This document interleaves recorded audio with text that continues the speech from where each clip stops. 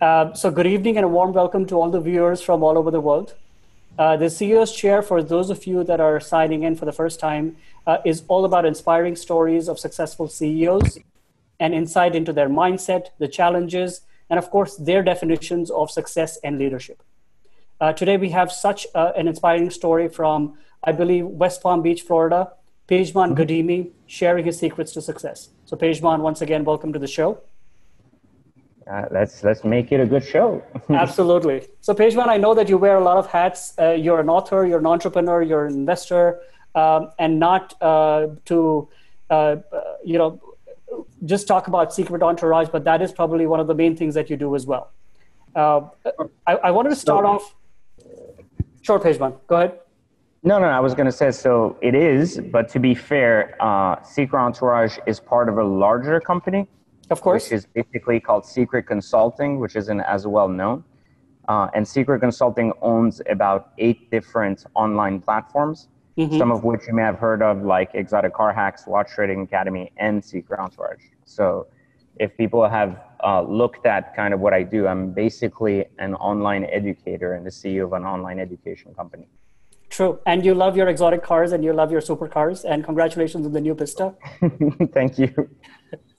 So, Pejman, I wanted to start with just a few words about, the early part of your life. And before we get to that, I wanted to check in with you and make sure things are okay in your part of the world with Florida, with, just the lockdown, what effect that is having on you as a person and maybe your family. I hope everybody's safe. Yeah, everybody's good here. Okay. Things are not that bad in Florida compared to other states in general in terms of cases. So we're very blessed here. And I've been very blessed. I mean, my family's been safe, as well as the economics of it haven't impacted us at all, like whatsoever. So it's a very good position to be in.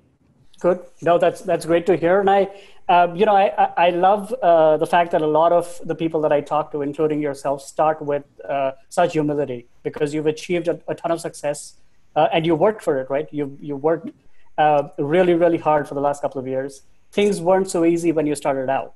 And I was when we were talking about the early years, your mom moved from France to the US and you were just 12. What was that like? I was about 13 years old when I got to the US. I was just about to turn 13. And honestly, the transition from France to the US was pretty smooth.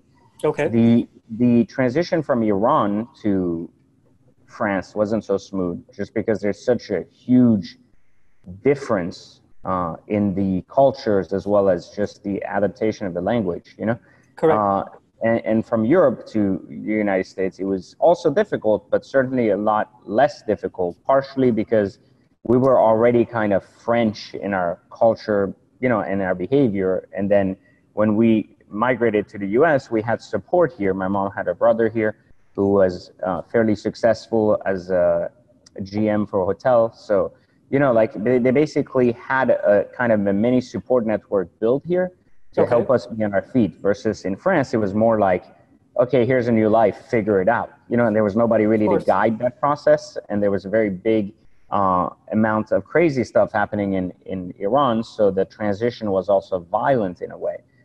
So it left people in shock, meaning my mom and my family was kind of in shock transitioning to France, but not so much coming to the US, where it was more of an opportunity per se.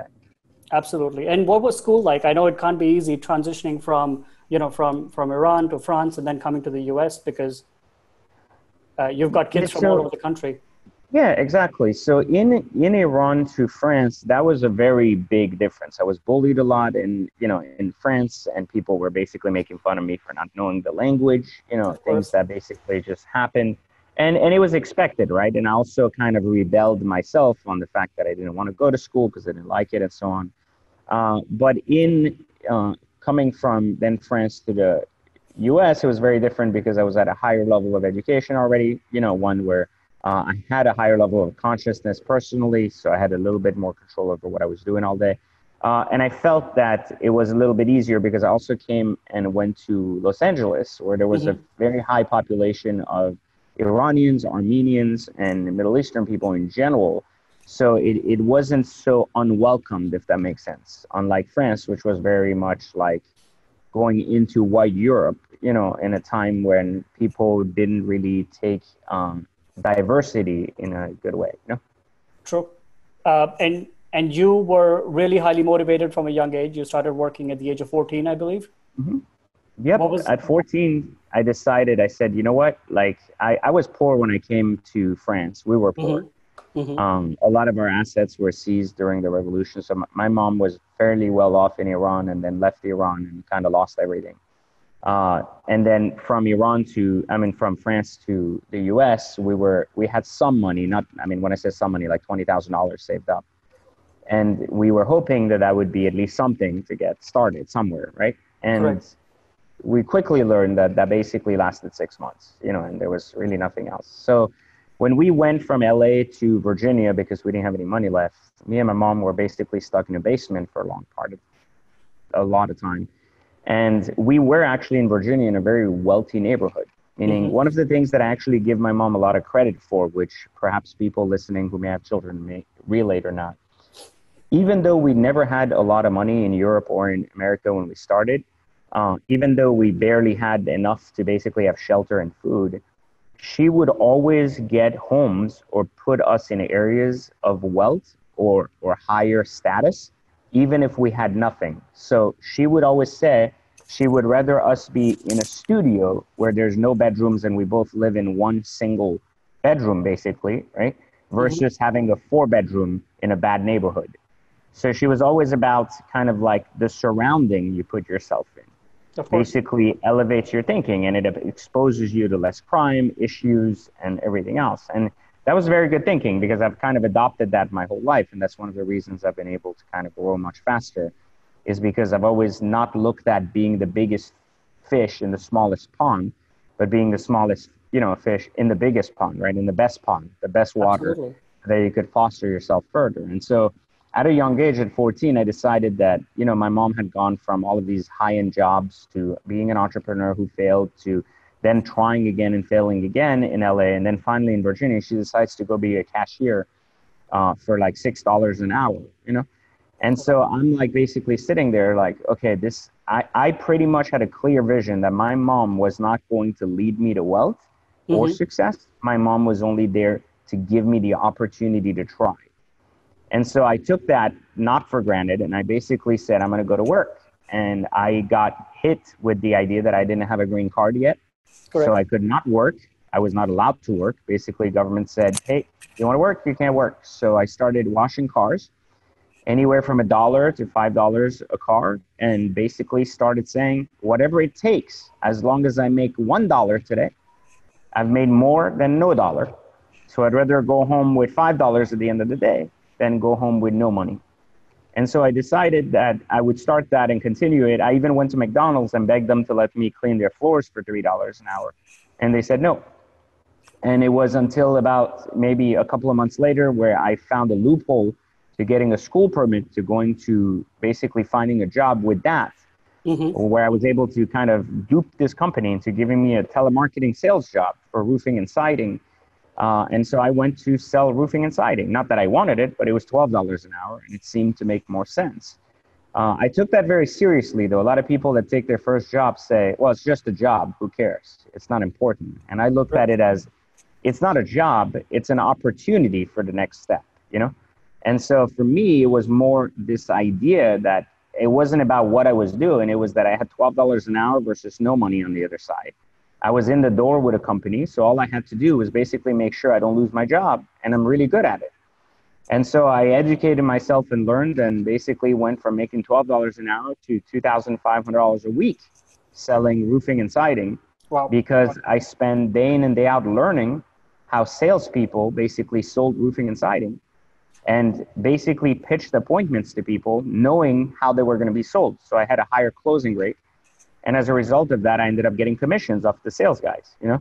And it also obviously having so much success as a telemarketer enabled me to quickly graduate to sales, then management, and kind of continue really looking at this job as an opportunity for growth. And again, more money per hour in my pocket.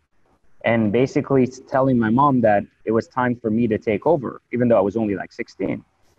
It was like basically time for me to take over and participate in our life rather than be a spectator and a nagger and someone that just sat there and basically complained about everything. I don't have this money. These other kids have money. I don't have these toys. These other kids, we don't have a house. We don't have these things. And I said, maybe it's not important what we have. Maybe what's important is what I do to help so we can have it, instead of just complaining about not having it.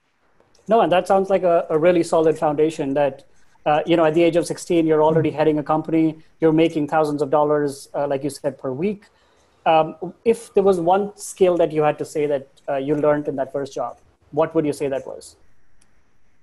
I think one of the biggest skills I learned in my telemarketing career, or should I say in my first remodeling business, which wasn't my business, by the way, it was someone else's company, but I worked there, was basically that what you do in a company is it as important as how you do it. Because, going into the job, everybody, and I had friends in school who thought it was very fun that I would be a telemarketer, and they kept making fun of me, and they were like, this is stupid. You're calling people. Nobody wants that job. It's the job nobody wants. You're calling people getting yelled at. It's not cool. And I said, well, right, it's not cool. It's not as sexy, but they didn't know I didn't have a green card, right? So they didn't know I could or couldn't work. All they knew is that basically I had a job, and they were like, you picked the worst job. Why'd you pick that job? It's stupid. And basically, I learned that just because I'm a telemarketer, it doesn't mean I have to fall victim to being a horrible one or having a horrible experience.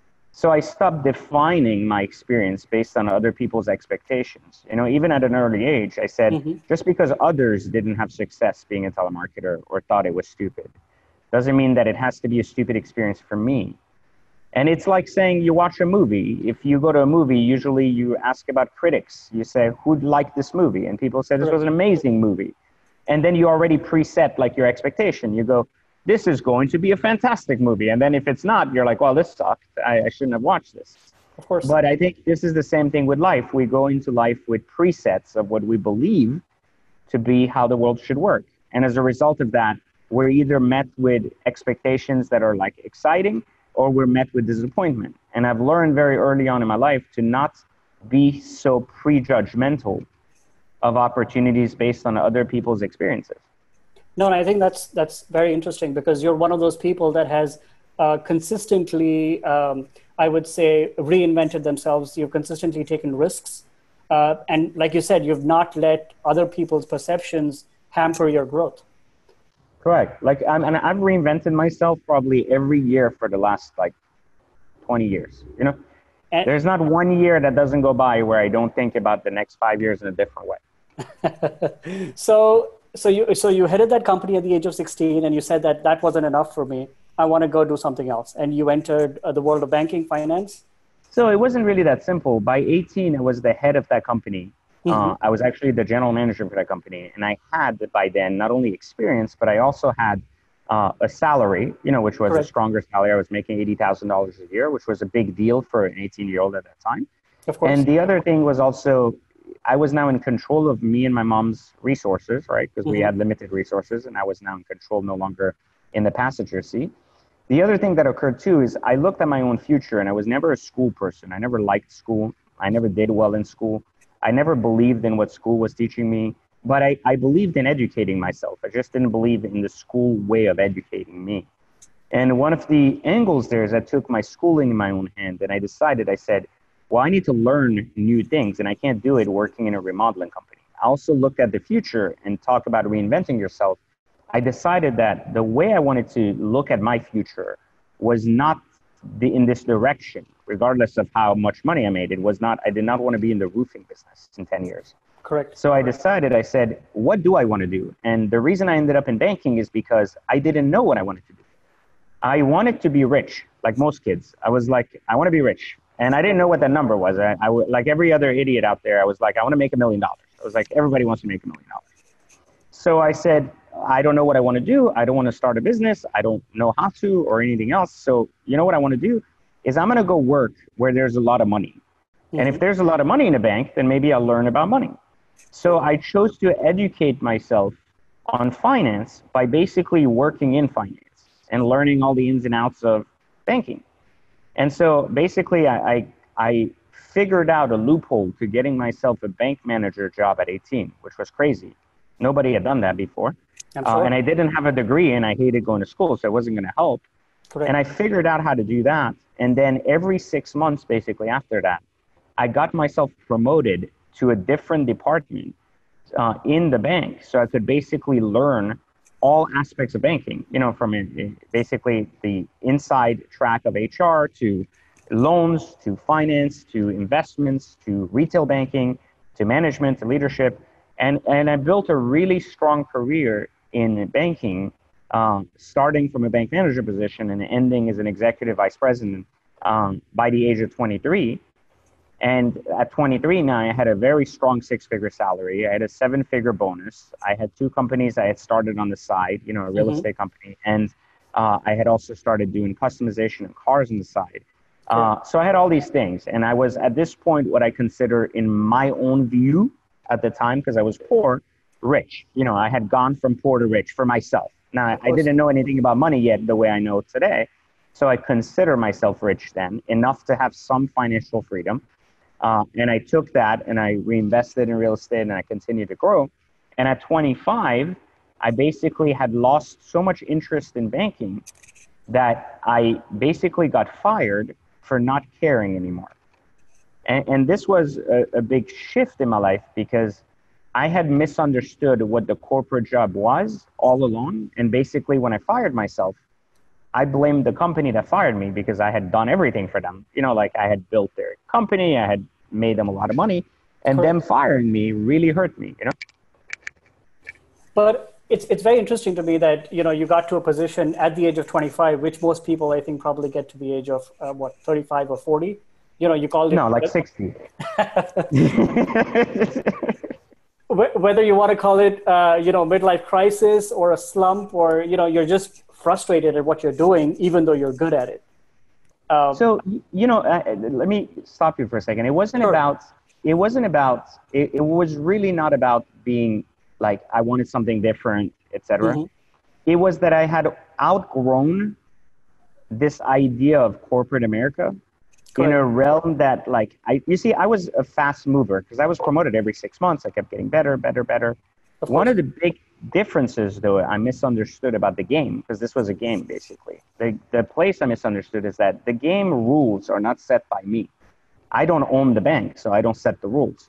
But in my head, I was like, well, if I can move, why wouldn't I move? If I can grow, why wouldn't I grow? I didn't realize what the dynamic of politics in the workplace were. So I was very good at making friends, but I wasn't very good at playing the game because they were like, here's the game you got to play. And I was like, no, I got a new game. It's better. I move faster, and people are like, no, you can't do that. And I think one of the things that happened is I used to think well, these people, we need to get them to think bigger. And I didn't realize that the point is not that the machine can be bigger, is that I play only one function of the machine. True. Not all functions. And I was thinking like a CEO in a place where the CEO was like, no, you can't do that. It's not your place to think that way. And so you look at this in today's modern politics, it's the same thing. People have their own agenda, and they don't do well. They get fired very quickly for that, right? They go, well, that's not what we do here. You got to follow my direction. Absolutely. And that's basically what happened to me. So I basically fired myself for wanting too much too fast. And when I saw it wasn't being given to me, I basically said, okay, well, I don't care then. And then they said, okay, so go find something else to do, But now that you look back, that was probably one of the best things to happen to you because it forced you to rethink what you want to do for the rest of your life.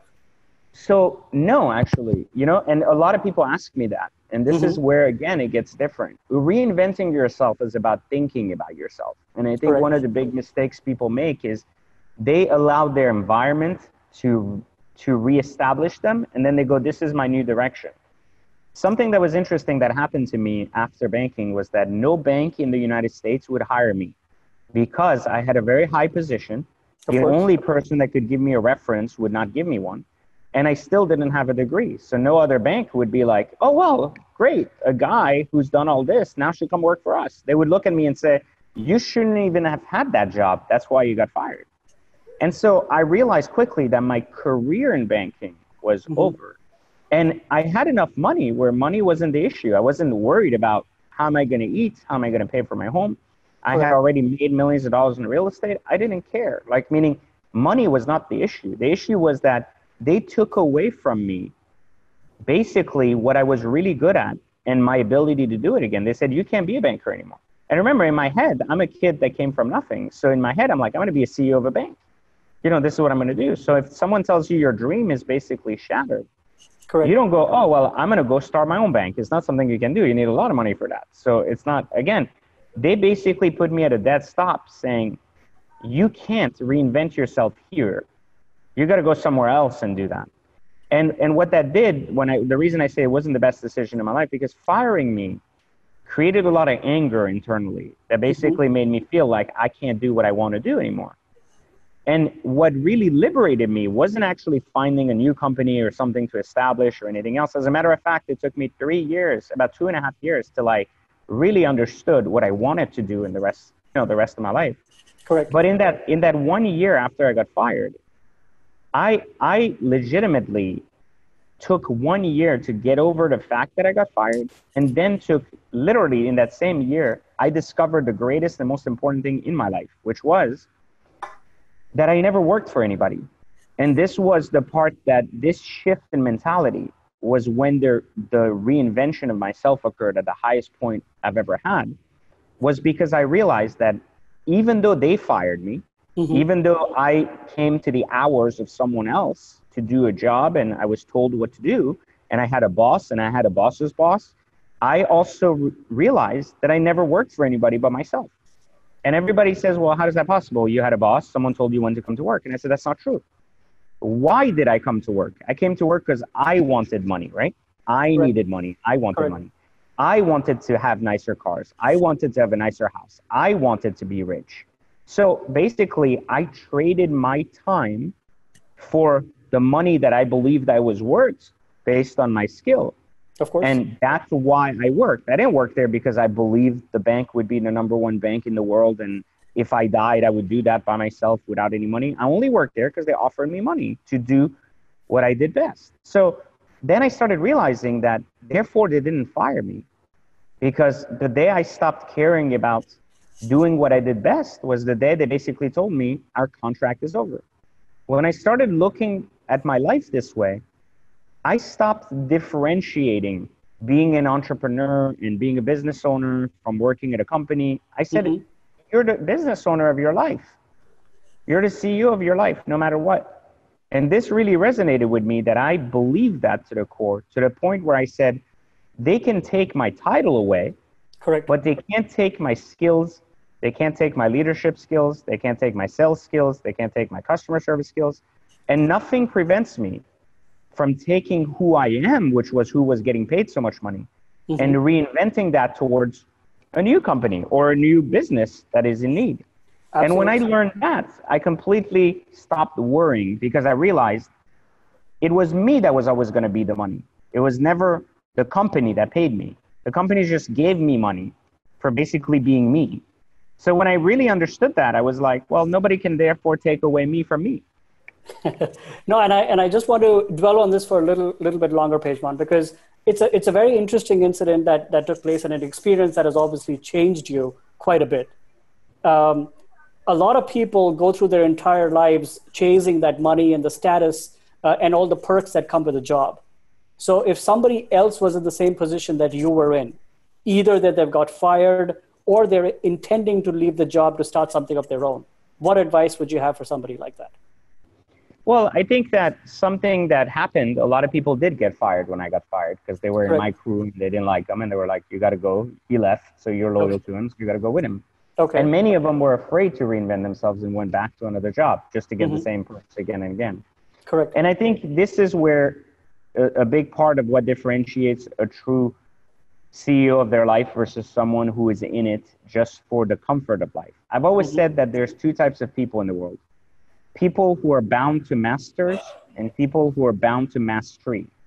So if people who are bound to masters are people who trade their skills for comfort, they basically go, I will do this for you if you guarantee my safety or comfort. These are people who strongly believe in government intervention. These are people who strongly believe in corporate, intervention, and basically having a high-end paying job that basically takes care of them. So the job gives them comfort in exchange for them giving up their mastery of their life, and in exchange giving into a master as to their demands first, right? And then there's the rest of us who are committed to mastery. Once we understand that we are unlimited in our potential, then we believe and understand that we can master who we are in the trades we want to, and provide these trades in exchange to others. Now, if we've mastered them, that means that we're so much better than the average person at them that people will have to come and pay us. So, for example, the best electricians are the ones that own their companies, because people that basically are electricians and own their companies are committed to being electricians. So they basically go, I'm an electrical engineer. And usually if they're very good, people talk about them to other people. They go, hey, you're building this new project over there. I have the best electrician. This guy's a magician with, you know, doing the plumbing, doing this, whatever. Just call him over. He'll come over and he'll do it.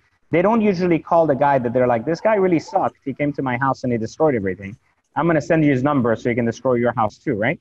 So people often refer people that are very good and knowledgeable about things. They don't refer people who are average about things.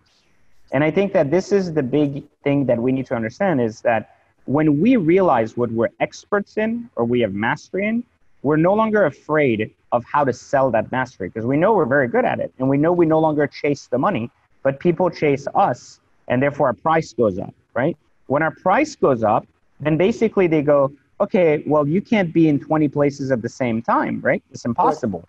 Correct. So what we do is we hire people to work under us, and we teach them to be masters of their craft like we are. What people are paying for when they pay for our companies is basically saying, you're a master, so I know you're going to look over your people doing this job for me. So I trust in your mastery, even if you're sending John, the other guy, you know, who's going to do the job. It doesn't matter. Absolutely. Because John, I know, is controlled basically by you. And so you'll always know if John makes a mistake or not, or you'll fix it if you have to come out yourself. And I think that's how companies get formed. People commit to mastery, and as a result of that, expand in how they bring that mastery to the world. And people who have not made that leap, who keep jumping back in corporate America, have not discovered themselves enough to be able to do that. So therefore, they are more bound to masters who exchange for them comfort in exchange for their mastery internally rather than externally. No, I think that's a great point that you bring up, that somebody should be confident in their own skin and their own skills as much, if not more. You're a big believer in personal branding. You have a brand yourself, right? Could you tell me a little bit about Secret Consulting? What was the idea behind it? And it's got multiple businesses under that. So originally, when I was in the car space, like when I left banking, I started a company called VIP Motoring.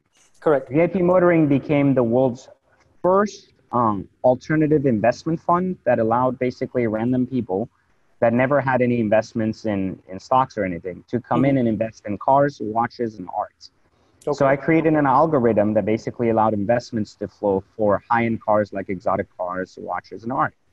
This algorithm basically allowed people to make 10% to 20% returns a year with zero risk. And so people jumped on. We built this company. It was fantastic. We made a lot of money doing it. But at some point doing it, I realized, I said, I really hate the car business. And I know it's weird because I'm very passionate about the cars, but I hate the car business. And you know why? Because I felt that every time I made cars into a business, I took away my passion for them. Basically only looking at it as money. I was like, this is money. And I was like, I don't want to think of the things I love as money. And I loved cars, watches, and art. And I was like, damn it. Like, I'm making basically everything I love into money, which is great. Like, a lot of people actually have done talks on the fact that I'm probably the only person they know that has made every one of his hobbies into a business and somehow makes a lot of money doing it. But I didn't like it because I didn't feel that I would be remembered 20, 30, 40, 50 years from now because of cars. Because I figured I'm only as good as the next car, and there's always a guy that's going to have more money and have more cars, so I'm just basically going to be obsolete and disappear. So I started thinking back about everything that made me who I am in the last 20 years. And the thing that had basically made me who I was teaching. I always realized I was a really good teacher between all of my companies. Not a teacher like to people, but teacher to my own staff, teacher to my banking staff, teacher to random people I met. So I just realized I was just a really good teacher. And so I started thinking, what if I mastered teaching? You know, what if I mastered what I was really good at and focused on it? and made that into a business, then it would be a business focused on my mastery, not on my passion. And I thought this would be a business that could get really big because I would constantly be getting better at it. So the money would chase me over and over and over. And so I established a company called Secret Consulting, where I basically first started teaching banking, finance, and I started teaching leadership in corporate America. And it didn't work very well. I didn't make a lot of money doing it. And I made a little bit of money, like a couple of $100,000. It wasn't like a big deal. But I realized that, then I wasn't very tech savvy, but I looked at the future and I said, in 10 years, people will no longer learn in schools. They will learn online. Correct. We need to get ahead and teach people online. And since I lacked the university skills and I never went to school, I said, why don't we build an online university the way I learned, basically from people, not from teachers, from people that are really good at what they do. And so we created Secret Entourage in 2008, which at the time was just basically a large website. I was started as a small blog of basically the stories, just like you're interviewing me, the stories of people who have exotic cars, who have these expensive things that people want, and what they did for a living. And the reason it worked was because we used the imagery and beauty of cars and watches and things that people always aspire to own. And basically we said, you want to be like this guy with a Ferrari? Well, here's what he does for a living. Here's how he does it. And people, young people got excited because they go, my teacher doesn't drive a Ferrari, but this guy's saying this guy does, and I'm going to learn what he did. So I realized the way the shift was happening in the human behavior of young people. Mm-hmm. So I started kind of crafting this basically educational programs around how young people would learn in 10 years, not today. We had a lot of success with it, and we kind of built it. And then I saw that other marketers were starting to pick up on the trend.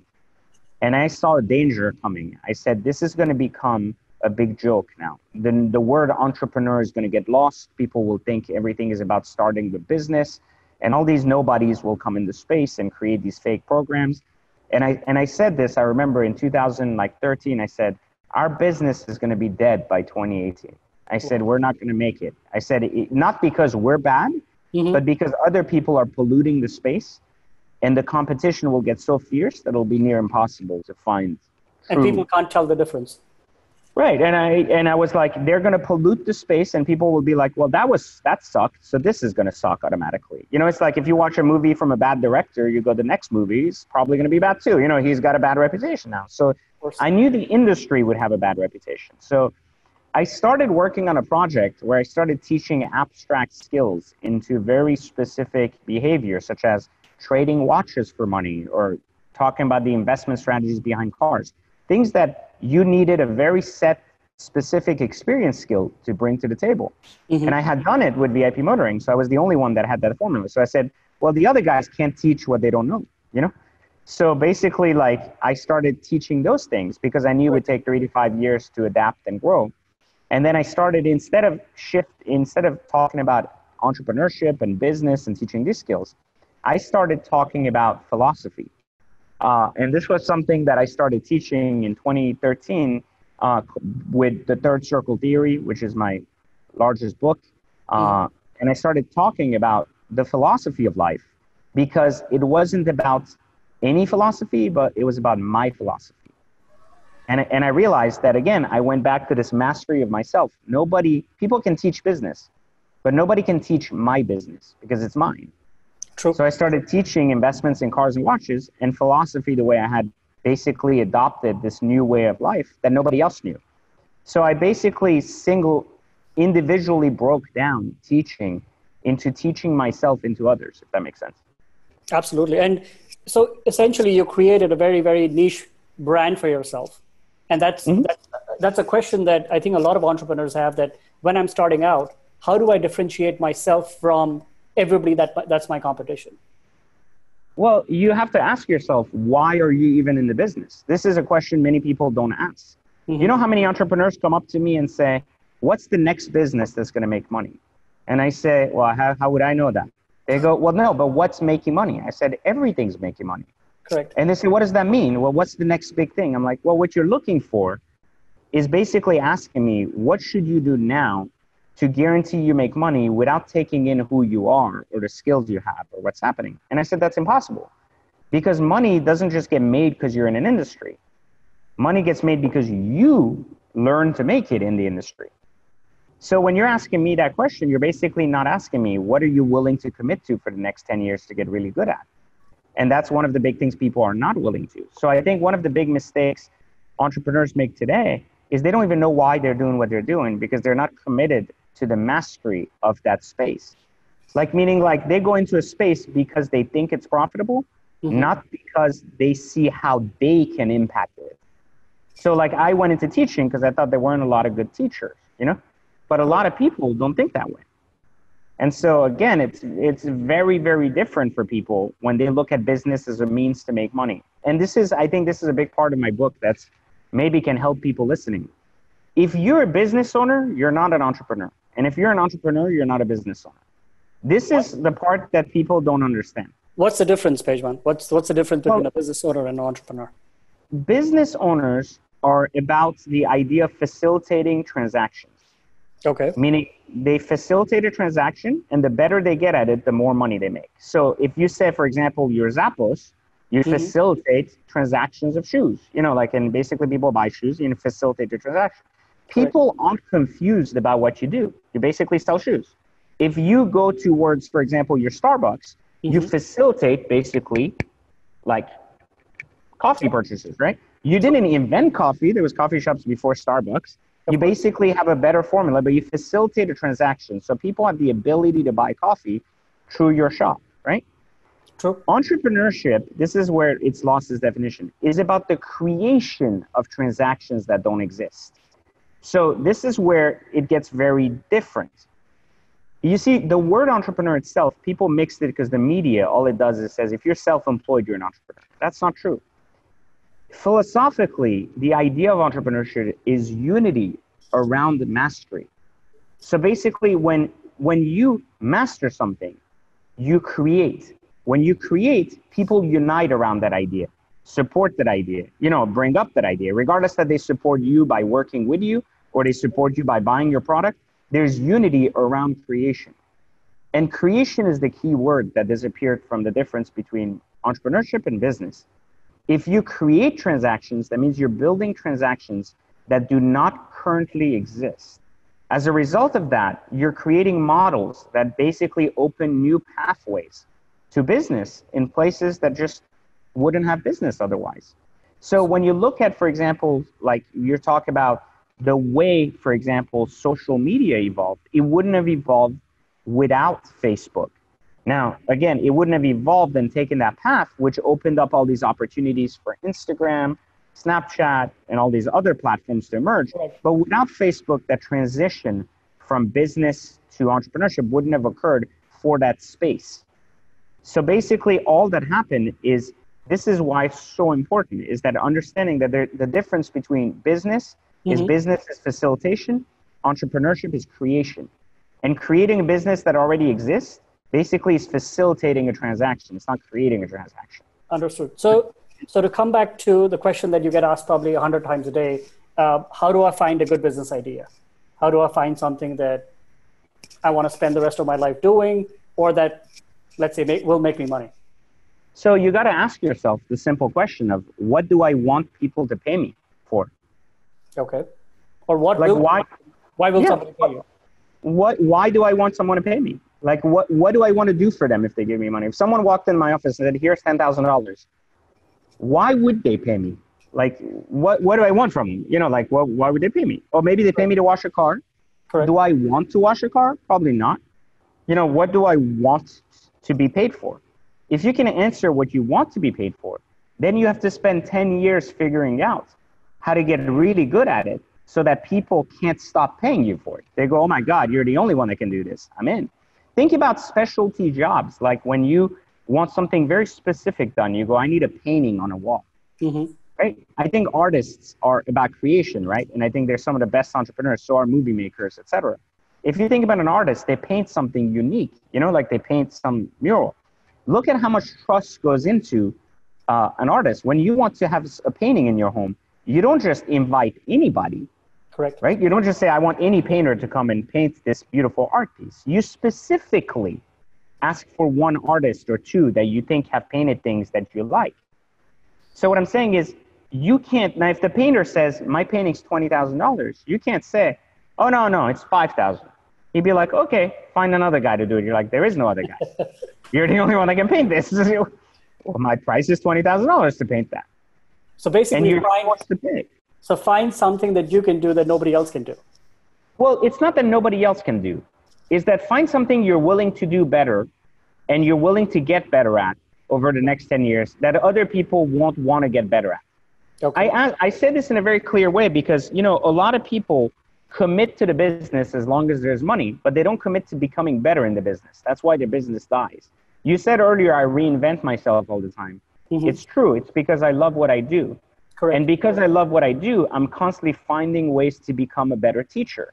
The better teacher I become, the better programs I create. The better programs I create, the more people get excited about paying me to take these programs. Absolutely. So it's the same. It's this never-ending cycle. You can't reinvent yourself if you don't commit to what you're good at. And the commitment issue is why, because people do it for the money, not for the mastery. And if they do it for the money, then they miss on the mastery. And if they miss on the mastery, the money stops coming. It's almost like this pursuit for perfection, right?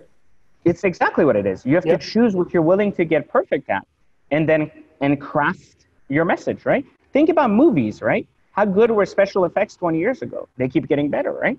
How good were scores of music in movies? You know, now they're getting even bigger. Look at some of the greatest, you know, I don't know if you guys have these shows over there, but we have these shows like Game of Thrones and Westworld and all of these things like on HBO, right? Mm-hmm. And, you know, someone the other day made something really funny. They came to me and they said, oh, the Westworld show, it's this new show, it's amazing, but it's this new show. And I go, why is it new? They go, well, it's new because it's never been done before. But I said, look at the cast list, look at the actor list, and look at the director, producer, and music talent. Mm-hmm. These are people who have had 30 years of the biggest blockbusters in the world coming together to make a TV show. That's why it's the most amazing TV show you've ever watched. It's not because it's a new show concept and someone got a great writing script and new people came out. It's because they took the best musician from Game of Thrones and gave him the right to make the soundtrack for Westworld. They took the best composer from Game of Thrones and let him lead with the Westworld sound. So when you see these names, you realize that these names are not new. When you watch some of the best movies, you go, man, who was the composer for that? I love the music. And you go, oh yeah, I loved all of his other movies too. You know, they were like amazing. Absolutely. And that's what people don't see in the world, right? They don't pay attention to the details. So they ignore the journey. No, and coming to this pursuit of perfection, does it work in a corporate environment as well? Because we have you know, a lot of viewers that are watching that may not have the risk-taking ability to become an entrepreneur or start their own business, but they want to get very good at the job that they do. Mm-hmm. So what's and of course, it's key to actually practice this skill in an environment like that. Think about how many people say, my job isn't the job I want in 10 years, so I don't care. Or how many people work for a company and they say, listen, this is good pay, but this isn't what I want to do in 10 years, so I don't care. Like, I want to find something else. Why does it matter? If you've accepted a job and you've committed to being there, then you owe it. This is an obligation you have to yourself to be the best possible version of yourself in that job, even if you hate it, because you accepted it. So you have to have a level of self-accountability towards yourself, where you say, I have accepted to do this job for this person for $10,000. Correct. I don't care that you like it or that it's a lot of money or little money or not. You accepted it. If you didn't want it, then why did you accept it?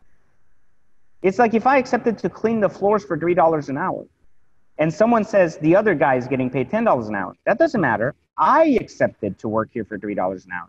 I accepted that I would clean toilets for $3 an hour. And I can promise you one thing. No one will clean toilets better if I accepted that job than I would. And it doesn't matter you pay me $3, $10, $20 an hour, because I've accepted that this is my current purpose at this moment. And this is the thing with purpose. It's an evolutionary, progressive journey. True. You have to accept who you are to become who you want to be. And if you don't accept that you have a job in a company and you don't accept that that job is accepted by you, and therefore you have an obligation to deliver for yourself, you will never commit to excellence and mastery when you go work for yourself, because things will only get harder. Imagine the simplest of terms is if you can't commit to being a great banker when you work in a bank, even if it's not your bank, you can't commit to that. How are you ever going to commit to the behavior when it is your bank and it's 10 times harder? You have all these employees, you have all these issues, you have all this liability. What, then you're suddenly going to learn the skills to commit, but today, when it's easy, you don't? So you see, it's all in the head. And that's the last question that I'm going to ask you before I open it up to the audience for Q&A. How much of the game, entrepreneurship or being a successful employee, is mental versus your skills? 900%. It's all about your commitment to your skills. Okay. That means it's not about, if you commit to a skill, you turn a skill into a talent. Mm-hmm. A talent is what connects with people around creation. That's where entrepreneurship takes place. Okay? So if you don't develop your skills into talent, then you will never be an entrepreneur that's successful. Because the world will never pay for average. The world is going to a place where they're paying for experts. So you have to start asking yourself, what am I an expert in? And if you're not, then that's where you need to start mentally working on, what do I want to be an expert of? What do I want to work on? What do I want to become?